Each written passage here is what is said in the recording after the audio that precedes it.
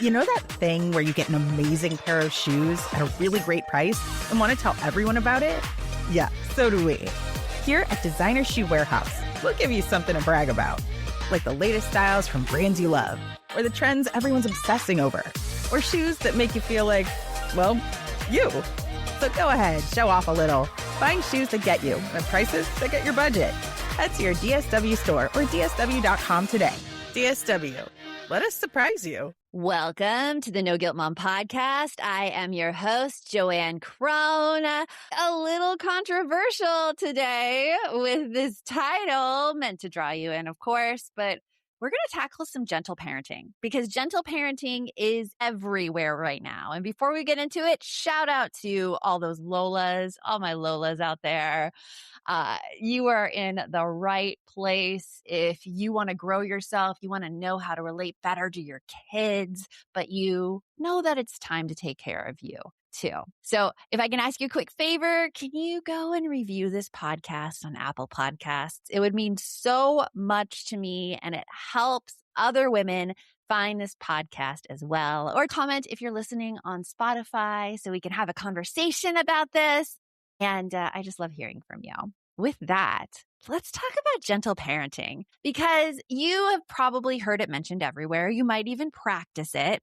But if you ask 10 different people what it actually means, you're going to get 10 different answers. And for a lot of moms, it ends up feeling very confusing and honestly like it's not working. You're trying to stay calm, validate emotions, not yell, but your kids are still melting down, pushing limits, ignoring what you say, and you just feel like a failure. The issue is not that gentle parenting doesn't work. The issue is that there is no clear universal definition of what gentle parenting actually is. So many moms are trying to follow it, and it is becoming permissive parenting without realizing it. And if you haven't heard that term before, don't worry, we're going to go into it in this episode because permissive parenting doesn't give kids the structure that they actually need to thrive. So we're going to break this episode down into 3 parts, as always. First, the 4 parenting styles explained and where that gentle parenting fits in. We're going to talk about that gentle parenting versus permissive parenting, what's different, what's actually happening, how you can make sure that you're not being a permissive parent, and how to raise emotionally intelligent kids without losing your boundaries. So stay with me because once you see the difference between permissive and gentle parenting, the accepted definition of it, things start to click really fast. You're going to understand why you feel like you've been trying and why it might feel so frustrating for you.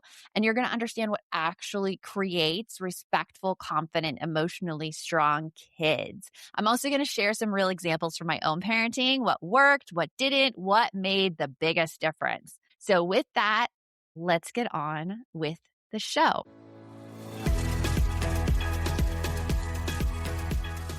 Before we can zoom in on gentle parenting, we need to zoom out a little bit because parenting has been studied for decades, and there are 4 well-established, highly researched parenting styles. And once you see these styles, it's easy to see where things can go off track with this understanding of gentle parenting.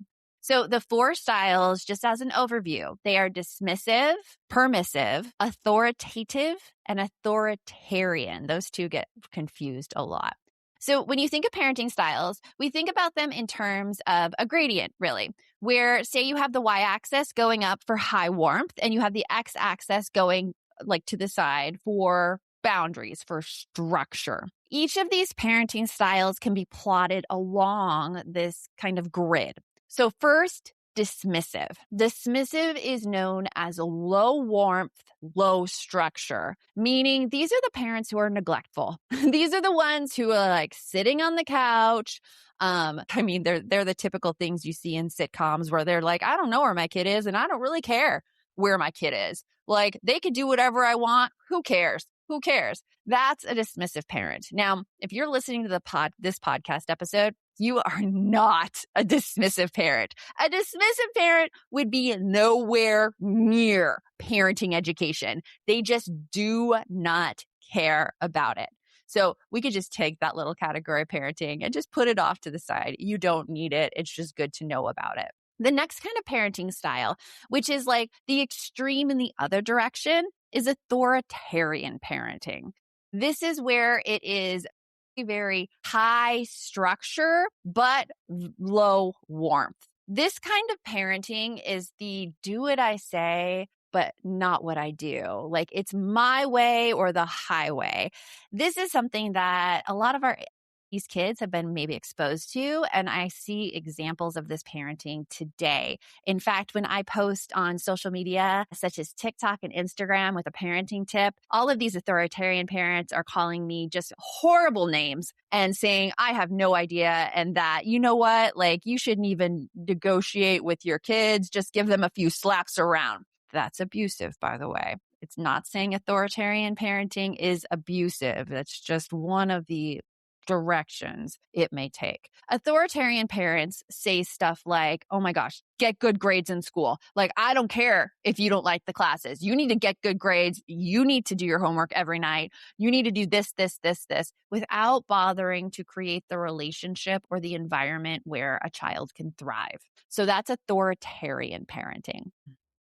Permissive parenting is something that gets confused a lot with gentle parenting. Permissive parenting is really high warmth, but there's no structure. It's kind of letting the kids run the show. It's saying things like, oh, Johnny didn't want to do his homework and I just let him be free as a bird because, all that matters is that I love him so very, very much. And it's okay if he was like rude to your child. Your child probably deserved it. I have no control over Johnny whatsoever. Like, that's permissive parenting. And I think when we talk about gentle parenting, that gets confused in the wider society as to what gentle parenting is. That is not what gentle parenting is. Permissive parents create kids who do not have boundaries. They do not have structure in their lives. They frequently impose their will on other people and have low self-esteem also as a result. Now, the last form of parenting that has been highly studied and is the closest to gentle parenting is authoritative parenting. Do you notice the difference in how easy that is to get it confused with authoritarian? Just think authoritarian is my way or the highway, and authoritative is let's work together to figure out a solution that benefits everybody. So what authoritative is known by is you have high structure and high love. This is where the respect for children goes two directions. So not only do kids respect parents, but parents respect kids. And this is the way that I feel like authoritarian parenting really goes wrong, because an authoritarian parent, like, they don't respect the kids. They shame them, they demean them, they do whatever they can, inflict whatever consequences just to make the kids do what they want, what the authoritarian parents want. Authoritative is known for its problem solving with kids, with figuring out what kids want in the situation. And kids raised by authoritative parents have high self-esteem. They know how the world works. There's expectations for their behavior, but they also know that they matter, that they are respected. That is the basis of gentle parenting. The add-on that happens with gentle parenting is this concentration also in emotions, in valuing emotions. It's that added layer of emotional intelligence combined with authoritative parenting. Now, authoritative parenting can exist with emotional intelligence. Like, there is no discounting it. It's just that gentle parenting really, really makes that distinction, that emotions matter. In many studies, authoritative parenting consistently shows the best outcomes. I can't say the same thing definitively for gentle parenting because the term is rather new. And as I said, there is no universally accepted definition of it. But the way that I view it and the way that I teach it, it is like top of the top, because emotional intelligent people are so needed in today's society. And emotional intelligence just means that you are aware of your own feelings. You're able to identify what you're feeling at each moment. You're able to separate that feeling from your behavior. Something really, really important in emotional intelligence is to know that your reaction and your emotions are separate.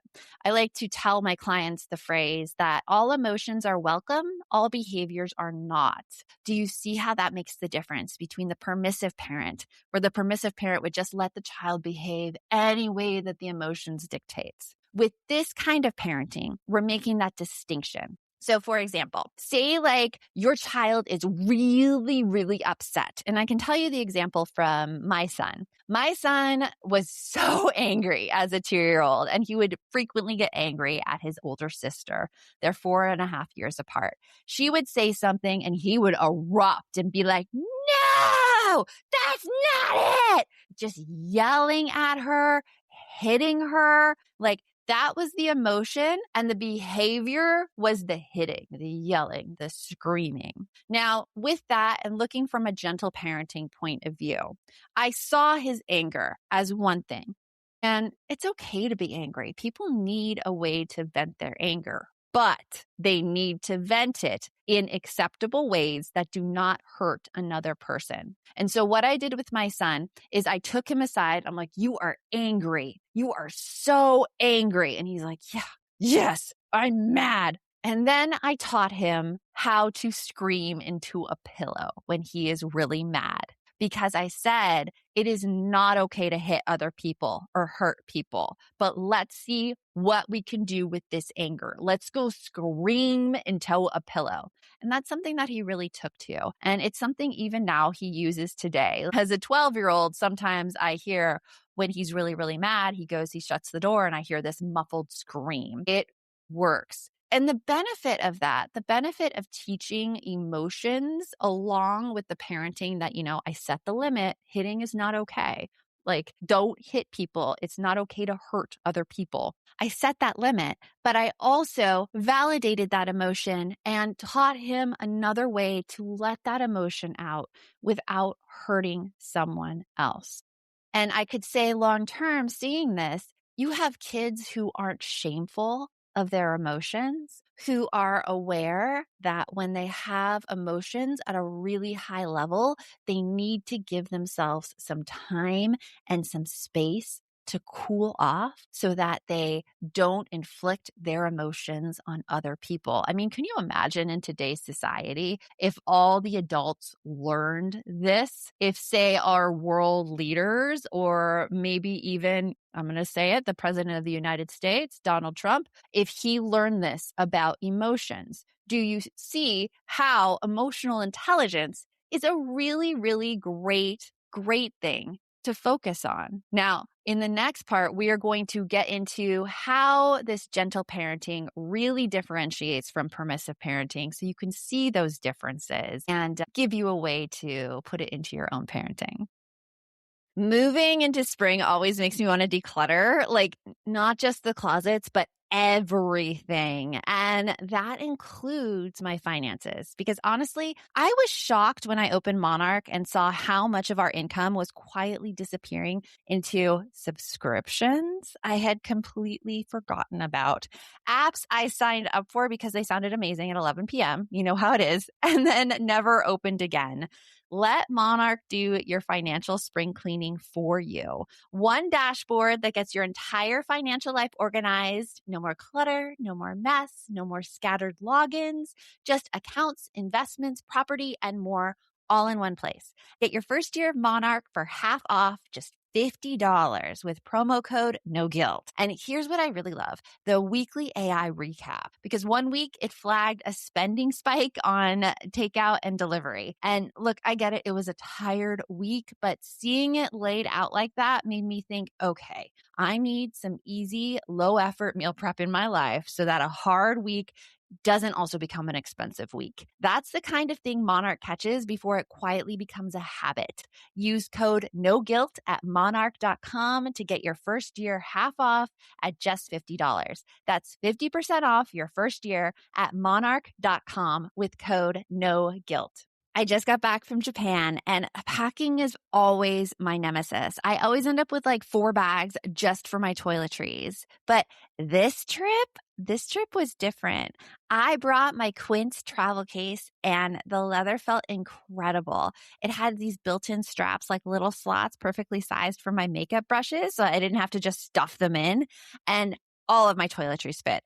All of it in one gorgeous case. I didn't have to pack 3 separate bags. I didn't have to dig around for anything. I was organized and it was beautiful, which apparently is something I didn't know I needed until I had it. That's the thing about Quince. They make pieces that are premium quality without the ridiculous markup. We're talking 100% European linen, organic cotton, soft denim, leather bags made from 100% hand woven Italian leather, and styles starting around $50. They work directly with ethical factories and cut out the middlemen. So the price you see, that's for the quality, not the brand name.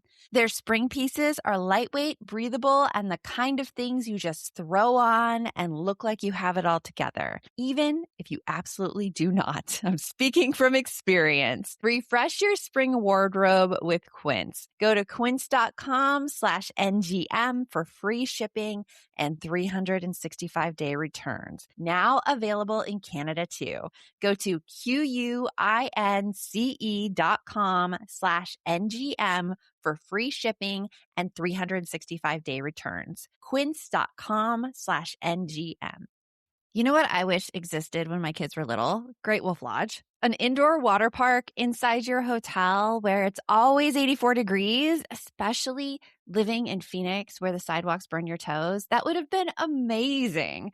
At Great Wolf Lodge, the whole family gets to splash around in a massive indoor water park with a wave pool, a lazy river, and water slides that you can all ride together. But here's what's really cool about it. They also have Magi Quest, which is a live action adventure game kids play throughout the entire lodge. It's like the magic never stops and your kids are always occupied.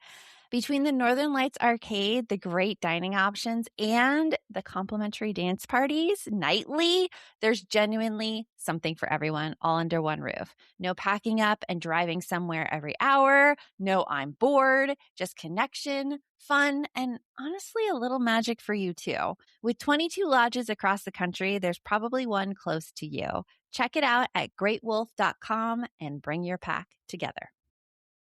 So this is the part that trips up so many moms because gentle parenting sounds like it means being calm all the time and connected with your child and respectful of your child.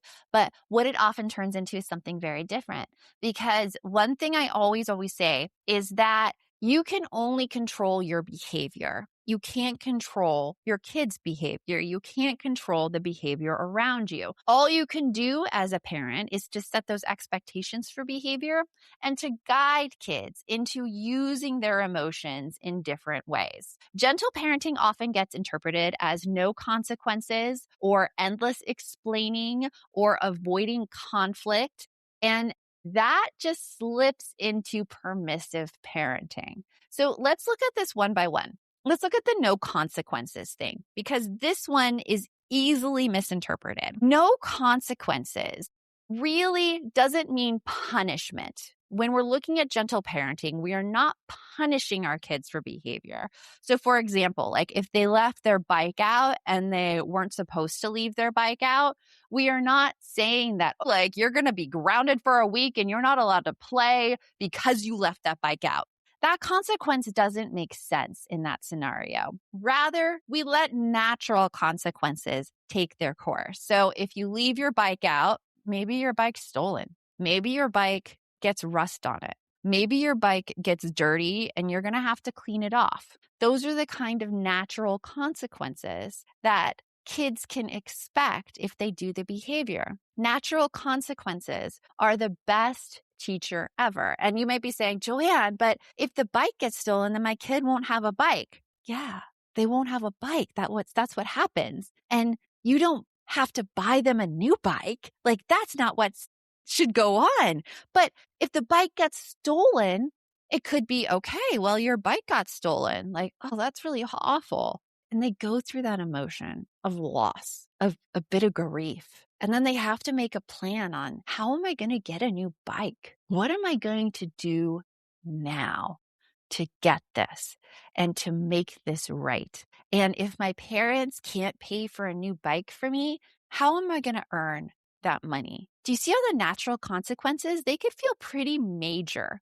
And I think that in permissive parenting, you try to save your kids from getting natural consequences because you don't want them to be sad. You don't want to deal with the emotions. I'm just going to say it really, really bluntly there. I mean, I could be there from a parenting perspective too, where I have done things because I don't want to deal with people's emotions.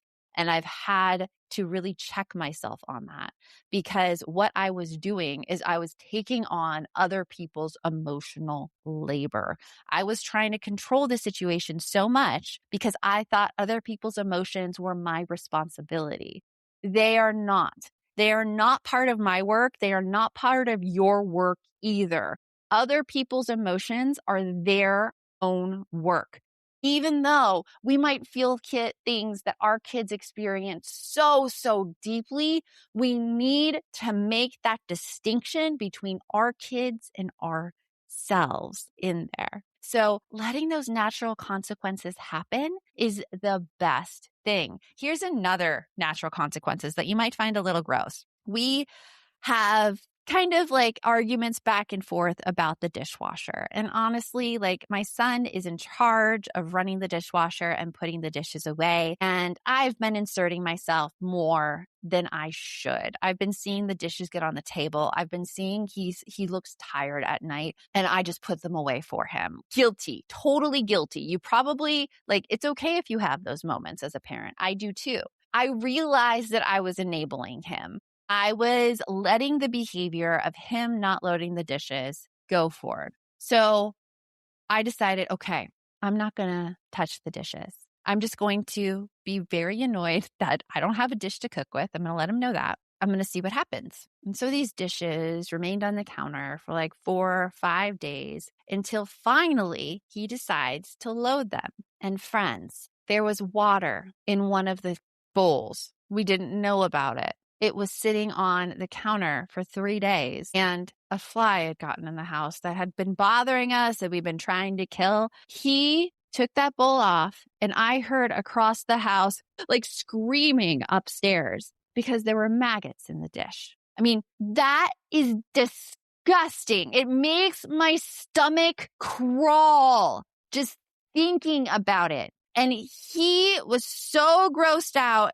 I came up to the kitchen and I was sitting by him. I was co-regulating with him, helping him calm down. I was the one who did throw that during the garbage, throw that bowl into the garbage disposal, turn that garbage disposal on and run massive amounts of hot water down it. And I have to say, since then, we haven't had any arguments about the dishwasher. Just this morning, I came upstairs and I saw the dishwasher running and I'm like, hey, good job, running this dishwasher. You're on it. And what he told me is he said, yeah, the only reason I ran the dishwasher is because I was looking for a plate and there were no plates. And I thought, where are all the plates? And they were in the dishwasher ready to be washed. And so I turned it on because I needed to wash plates.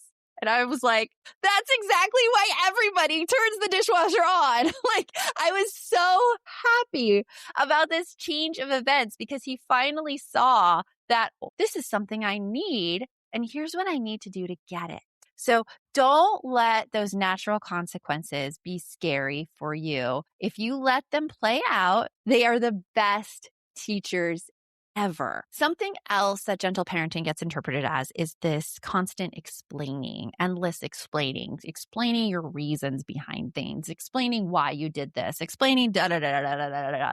It ends up sounding like Charlie Brown's mom with the mah, mah, mah, mah, mah. Kids tune it out. You get tired of it. Kids aren't listening to it. That is not what gentle parenting is. Remember, I told you at the beginning, it is authoritative parenting combined with emotional intelligence. So what it is just, it's setting an expectation and then it's letting natural consequences take action. Because remember, natural consequences are the biggest teachers something that you don't even have to do. Another thing that gets confused is this avoiding of conflict, that somehow if you're doing gentle parenting right, there shouldn't be any conflict, there shouldn't be any pushback, there shouldn't be any kids who are yelling or breaking down in tears. That's just not true. Whenever you set a boundary, you can always expect that there might be an emotional response from your kids. You can't control that. You really can't. That is outside of the work that you are responsible for. All you can control is your reaction. So I want to give you a really good example of like how something like this would play out. Say, for example, with the dishes again, I set this expectation that before I take my son to football practice, the dishes have to be done. Like, I'm not leaving this house until those dishes are done. That is my boundary. If he doesn't do it, guess what? He doesn't have a ride. So I deliver this with kindness and compassion and respect. So it doesn't sound like, well, I'm not leaving the house till you get the dishes done. It might sound like that in my head because, I have a bit of an attitude, and that's okay. But outwardly, what it sounds like is like, sure, I will definitely take you to football practice when the dishes are done. That's all I have to say. Now, it's up to my son to choose how he reacts in that moment. Does he go and do the dishes? Does he try to bait me and say, that's not fair. You didn't make my sister do the dishes. This isn't right. Don't fall for the bait. Don't fall for the bait. You already said your piece, friend. You already said it. You don't have to explain. You're just like, yeah, okay. Still, when the dishes are done, then we go to football practice. And that's it. That's all you need. That conflict is still going on. You're just remaining the steady force that is sticking to the boundary and letting your kids play out their emotions, because there's emotions and that is okay. And I have to tell you that as long as you're there being like, I know this is hard, still, when the dishes are done, then we go to football practice. So the key distinction is that permissive parenting is the honoring the feelings, but it's also allowing all the behavior with those feelings. And when I say allowing that behavior I mean allowing the behavior to shape your reaction. So in that example, if for instance, I decided, oh, since you're upset, it means I wasn't doing gentle parenting right, and you don't have to do the dishes anymore, and I'll take you to football practice. That's permissive parenting. But this authoritative, the true gentle parenting, is honoring the feelings, being like, yeah, I know this is a really hard thing. I know, I see you're really, really upset about it. And still, when the dishes are done, then I'll take you to football practice. That's the holding the boundaries piece of it. That is where you do not let their behavior dictate what you do instead. That's the difference between gentle parenting and permissive parenting. It is with limits. So coming up next, we're going to talk about how to add in that emotionally intelligent part of it right after this. Is get the kids in swim lessons sitting on your mental to-do list right now? Maybe it's been there since last summer. No judgment. You're not behind and you are not the only one. Here's what I love about Goldfish Swim School. They get it. Their whole approach is built around meeting kids exactly where they are, not rushing them, not stressing them out, just building real water confidence and safety skills at their own pace. They use something called the science of swim play, which blends guided play with proven teaching techniques. So your kid is basically having fun and learning to be safe in the water. It's a win-win. And they've thought of everything too. Warm indoor pools, professionally trained lifeguards on deck at every single lesson, flexible scheduling, and easy makeups right through their app. Because life is busy and consistency shouldn't be a battle. Goldfish has lessons for kids as young as 4 months all the way through age 12. If you've been thinking about swim lessons or just wondering where to start, this is a great opportunity. Right now, Goldfish Swim School is offering a waived membership, plus your child's first lesson free at participating locations. Just visit goldfishswimschool.com/free to find a location near you and enroll using promo code FREE. It's a simple way to get started and feel confident knowing you're giving your child skills that really matter. First Day has completely changed my morning routine. These vitamins are so tasty and the texture is just perfect. I actually look forward to taking them. And here's what most parents don't know. 50% of kids suffer from hidden hunger, and it shows up as big emotions, trouble focusing, and those exhausting afternoon meltdowns. First Day was built to fix that. And choosing a vitamin you actually trust is terrifying, which is why I love how transparent they are. No artificial ingredients, no fake dyes, no added sugar, a blend of 21 organic superfoods and 9 key vitamins tested for 200 plus toxins, backed by the Clean Label Purity Award. 83% of parents say it improved their kids' overall behavior, and I've noticed calmer moods in my house too. What I love most is that First Day works for the whole family. Their age-specific vitamins cover kids, teens, and adults because your nutritional needs change as you grow. Clinically absorbable, family safe, actually effective. For a limited time only, our listeners are getting an insane deal. Use code NGM to get up to 57% off at firstday.com. That's up to 57% off and a free gift with code NGM at firstday.com. After you purchase, they will ask you where you heard about them. Please support our show and tell them No Guilt Mom sent you. K-pop Demon Hunters Haja Boys breakfast meal and Huntrix meal have just dropped at McDonald's. They're calling this a battle for the fans. What do you say to that, Rumi? It's not a battle. So glad the Saja Boys could take breakfast and give our meal the rest of the day. It is an honor to share. No, it's our honor. It is our larger honor. No, really. Stop. You can really feel the respect in this battle. Pick a meal to pick a side. Ba-da-ba-ba-ba. At participating McDonald's while supplies last. So this is the piece that people often miss when they criticize gentle parenting because they assume it doesn't prepare kids for the real world. But when emotional intelligence is done right, it actually prepares kids better for the real world. Here's what emotional intelligence includes. It means recognizing your emotions, knowing what you're feeling, being able to communicate what you're feeling, regulating those emotions, meaning if you're angry, you don't fall off the handle and prepare to bomb another country. Yeah, I say that intentionally. But you're calm. You are able to recognize, okay, I can't deal with this situation right now. I need to remove myself until I can calm down. Regulating emotions is a huge, huge skill that benefits kids later on in life. There's been a lot of scientific studies about this too. You might have heard about the marshmallow experiment, where they had kids in a room with a marshmallow, and the researchers like, now I'm going to leave you in this room.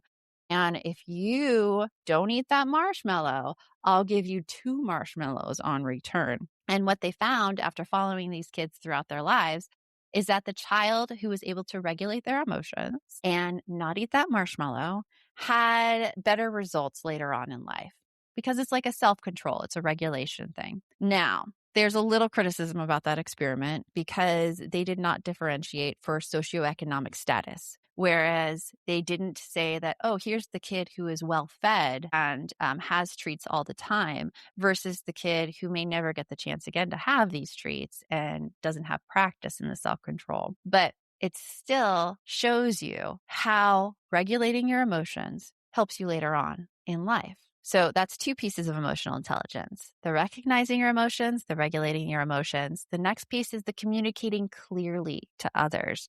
It is telling other people how you feel. It is telling other people how you see the situation, what you need in the situation, what your boundaries are in the situation, and letting other people know that, and also being able to listen to other people and what they need, because that goes directly into the next skill of emotional intelligence, which is problem solving. Being able to figure out, okay, this is what one person wants. This is what I want. How can we meet in the middle to figure out how to make all of us satisfied? This is something that really gets criticized. People say like, oh, I can't negotiate with my kids, or parents shouldn't negotiate with your kids. I want to turn that around. You should definitely negotiate with your kids, because when you're negotiating, it teaches them a very, very valuable skill. I don't want you to look at it as, oh, I'm giving in and weak, because that's not what true negotiation is. True negotiation is making sure that your interests are met as well as the other person's interests are met too. Now, as a parent, it's not saying that your child wants to eat candy before bed, and so therefore I need to give in a little and let them eat a little piece of candy before bed. No, because you could say, you know what, like as a parent, I know that this isn't a good thing to eat candy before bed. But I recognize that you want like something a little sweet. How can we make that happen while also making sure that it doesn't happen close to bedtime? Because that's really what I have the issue with. That's what negotiation sounds like, because it's unacceptable to you to have candy before bed. So that's not even on the table. Remember, it is making sure your interests are met and your child's interests are met. And then finally, the final piece of emotional intelligence is that setting of boundaries, knowing where you stop and your kids begin, knowing what you will do in a situation if your needs are not met. That is the true definition of boundaries. It's not saying that coming in and saying like, oh, you need to go pick up your room, because what are you doing in that situation? Like you have no control over that situation. Now, a way to have control over that situation is you can put a simple when then in it, like I suggested before.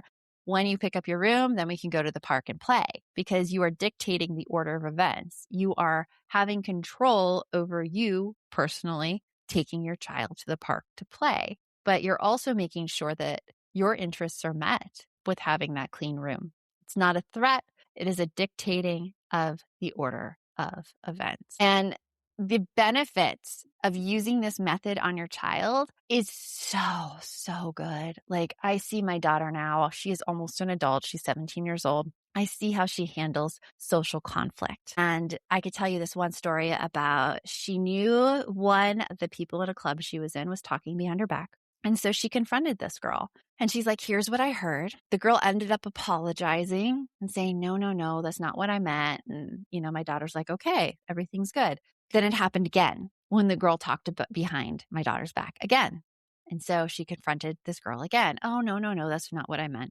The third time it happened, my daughter then realizes that this is a person that she cannot personally trust to stand up, to do the right thing, or to respect her interests. My daughter was able to clearly communicate her standards. And it's not like she blew up at this person or anything like that. She just knew she had to keep this person at a distance, be completely cordial, be able to work with this person, but know that the relationship would only go so far and she could only trust this person so far. That is the best real world example ever, because one of the huge criticisms of gentle parenting is what happens when a kid who is gentle parented comes up against a boss who isn't very respectful of them and they need to do what the boss says. That's where I'm like, hold on 1 second. Because I've seen this situation happen with my kids. And what they end up doing is they first realize that, okay, this boss is in charge of my paycheck. I need to make sure that I am able to fulfill the duties as much as I am okay fulfilling them. And then they ask themselves the question, is it okay for me right now to stay in this position? Is this the right place for me if I have a boss who treats me like that? And that is, I think, one of the most healthy places that we can put our kids, just so they know that their boss's reaction isn't a reflection on them per se. It is all that boss's responsibility. But then they have choice and agency to go look for employment elsewhere. I mean, I don't know how much grief I could have saved myself if I had thought that. If I hadn't said that I was really had no choice in a situation because I was treated badly and I just had to let it go for the good of the company.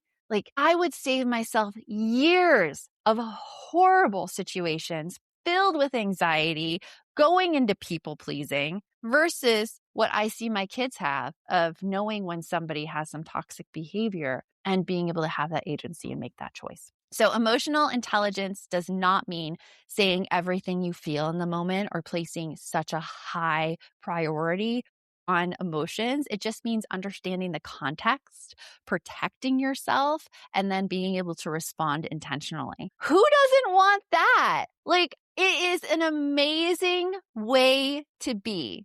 So when people say gentle parenting doesn't work, what they're usually reacting to isn't gentle parenting at all. It's permissive parenting without structure. So if you want to pursue gentle parenting, go for it. It is one of my favorite things to talk about.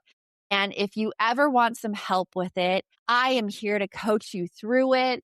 And I have a short little mini course for you actually called Calm Conversations. If you want to dip your toe in the water to see what this gentle parenting format may look like for you, I have a link for that in the show notes. So with that, remember, the best mom's a happy mom. Take care of you, and I'll talk with you later.